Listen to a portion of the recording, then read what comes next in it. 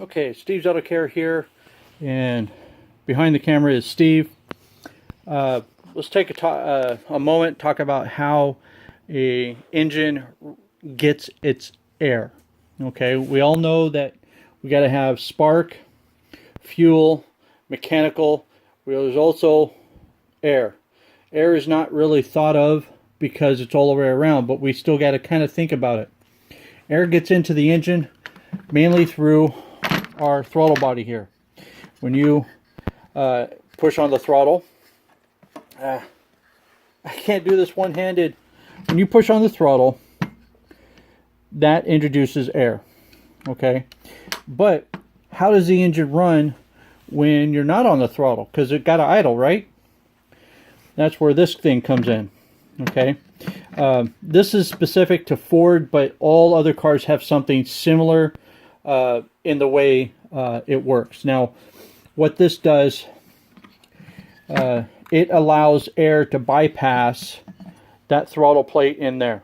Okay, so on this throttle body, just tip it so it's the right way so you can see it. There's a little port right here. So the air is coming out of your air cleaner, so it's nice and clean, and it hits the throttle plate because your foot's off the throttle, and it goes in here. Now, on the other side of that is this port here. Now let's look at where that air is now coming from, since it's bypassing that throttle plate. Right into here, this chamber here. If you go on the side, look on the side, there's a little valve, looks just like the one we were seeing earlier. See here, they look kind of the same, but that's what we have. So air is going to enter one side.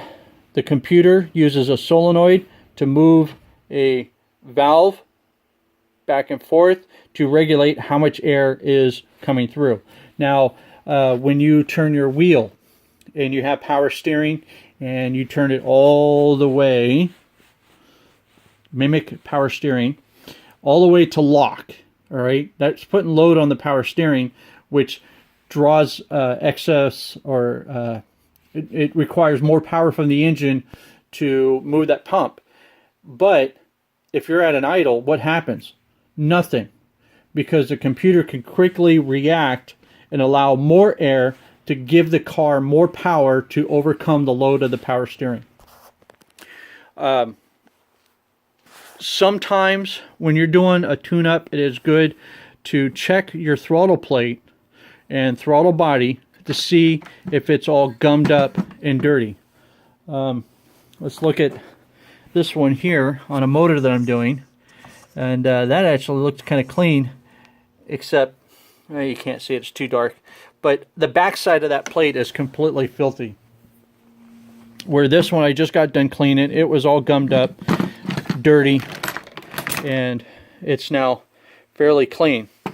Another thing you can try to do, these are a little harder to clean, but if you take your brake cleaner or parts cleaner and keep the valve in this orientation so the solenoid is up, you spray it down in this hole and this hole and just kind of rinse it out a couple of times, let it dry out. That helps clean it. You won't get it fully clean, but it'll be better than what it was when it was dirty. So air is going to enter here.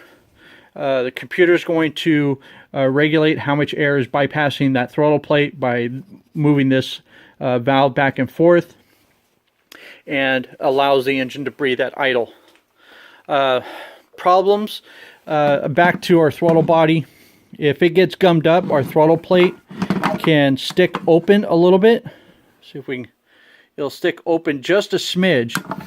And if you notice, we have a sensor here. This is the throttle position sensor. This tells the computer how much this throttle plate is open. You can get an error code on your throttle position sensor if your throttle plate is gummed up so much that it's holding it open.